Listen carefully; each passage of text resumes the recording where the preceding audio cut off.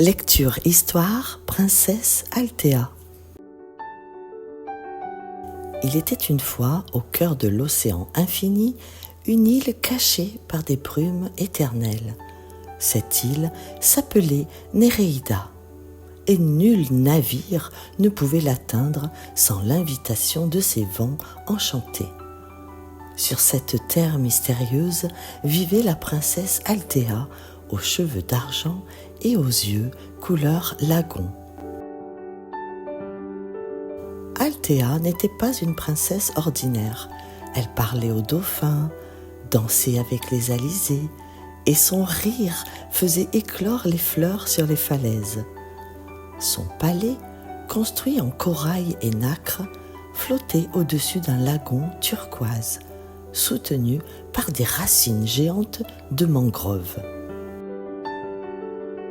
Chaque matin, elle montait sur sa monture marine, une raie géante nommée Solune, pour explorer les récifs et saluer les créatures de l'océan.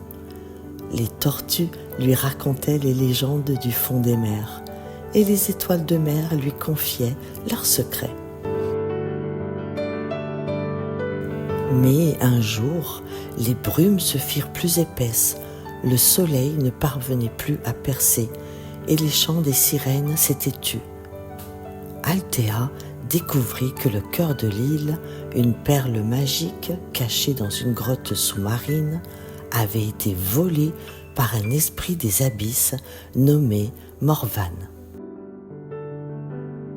Pour sauver son royaume, Althea plongea dans les profondeurs, affronta les illusions de Morvan et retrouva la perle grâce à son courage et à l'aide d'un hippocampe nommé Lysandre. En ramenant le cœur de l'île, elle dissipa les brumes et fit revenir la lumière. L'île de Néréida est redevenue un paradis, mais elle reste invisible aux yeux des humains. Seuls ceux qui croient aux légendes et qui écoutent le chant des vagues peuvent espérer entrevoir la silhouette de la princesse Althea dansant sur les flots au coucher du soleil. Un soir d'orage, alors que les vagues rugissaient et que les éclairs zébraient le ciel, un navire fut pris dans la tempête.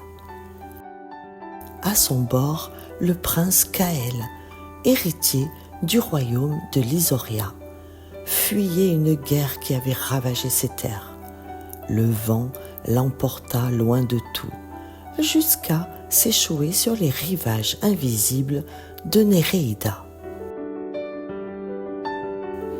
Althea trouva Kael inconscient, entouré de coquillages qui semblaient le protéger. Elle le soigna avec des infusions de fleurs marines et des chants anciens. Lorsqu'il ouvrit les yeux, il crut voir une déesse. Mais Althea, curieuse de ce monde au-delà des brumes, l'interrogea sur son passé, ses rêves et les étoiles qu'il suivait. Entre eux naquit une complicité faite de silence partagé et de rire dans les vagues. Kael apprit à nager avec les dauphins, à lire les courants et à écouter les murmures de l'île. Mais bientôt les vents apportèrent une nouvelle sombre.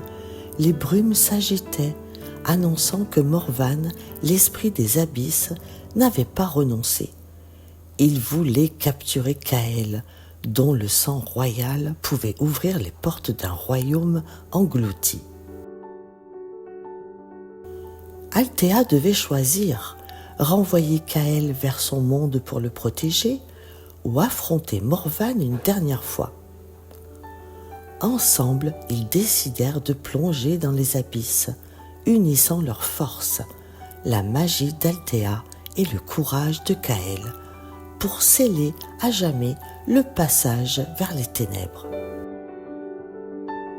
La légende dit que 2 étoiles brillent côte à côte au-dessus de l'océan, guidant les marins perdus.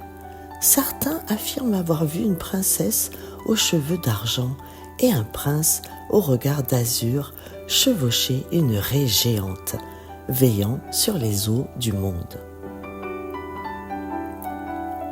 Après avoir vaincu Morvan, Althea et Calère décidèrent de célébrer leur union sur la plage nacrée de Néréida. Les dauphins formaient des arches de corail, les sirènes chantaient des hymnes anciens, et les étoiles elles-mêmes semblaient danser dans le ciel. Mais alors que les vœux allaient être à échanger, une brume noire s'éleva et une silhouette apparut. Sélène, princesse du royaume voisin de Thalacéa, était autrefois promise à Caël. Jalouse de l'amour qu'il portait à Althea, elle avait suivi les courants magiques jusqu'à Néréida, bien décidée à interrompre le mariage. Avec sa magie de glace et de miroir, elle transforma les vagues en lames et fit surgir des illusions pour troubler les invités.